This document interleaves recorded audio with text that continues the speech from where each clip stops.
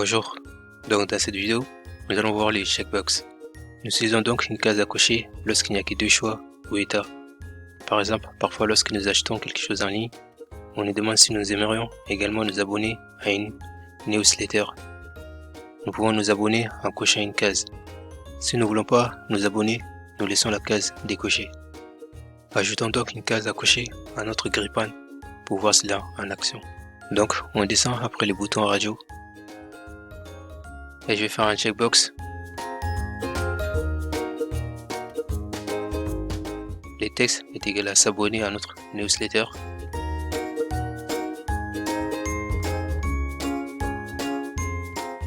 Et qui va avoir un grille-pain pour un row index qui est égal à 0.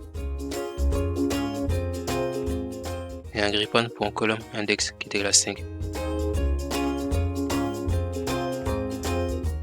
Si nous l'exécutons,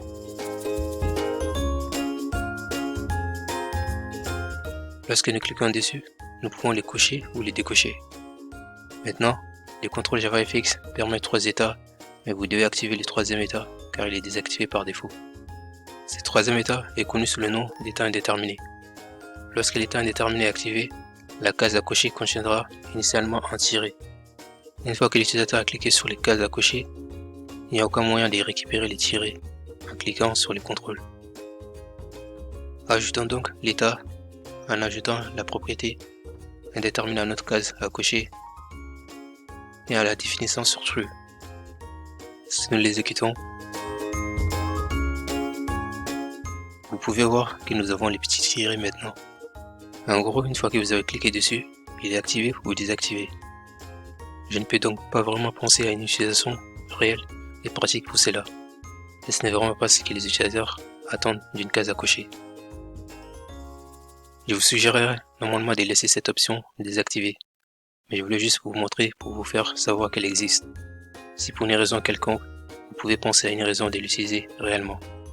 Alors parfois, nous n'avons besoin que d'une case à cocher, mais d'autres fois, nous pourrions vouloir utiliser des cases à cocher au lieu des boutons radio. Ainsi, un groupe de boutons radio permet à un utilisateur de sélectionner un choix parmi plusieurs options. C'est ce que nous avons vu. Et maintenant, que se passe-t-il si nous voulons que l'utilisateur puisse sélectionner plus d'un choix?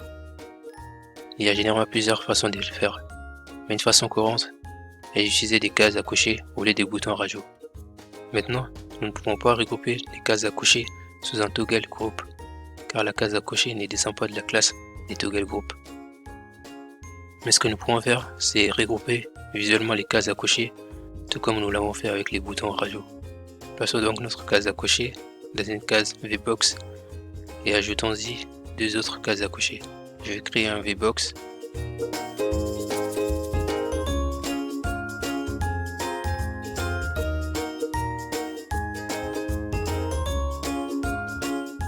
Ici, je vais effacer ces checkbox. Et à l'intérieur de notre VBox, on va mettre les checkbox qui va être chien, chat et oiseau.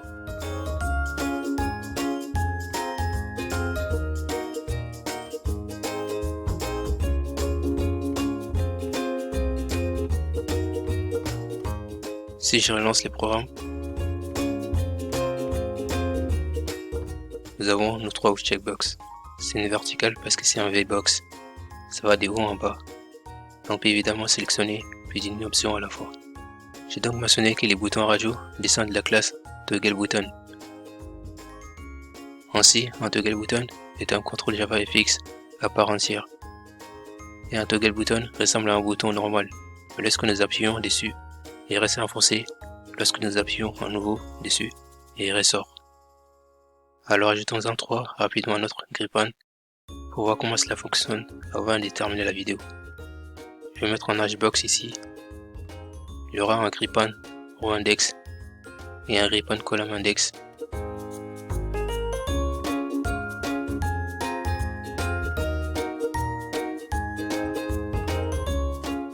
Et à l'intérieur, on va mettre 3 toggle group.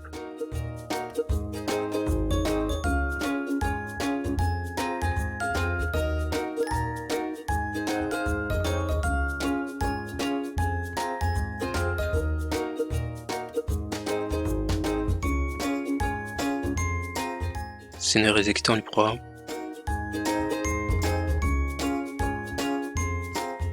nous avons nos 3 boutons et lorsque nous appuyons dessus, il reste enfoncé. Lorsque nous appuyons à nouveau dessus, il ressort. C'était tout pour cette vidéo. Je vous dis à la prochaine.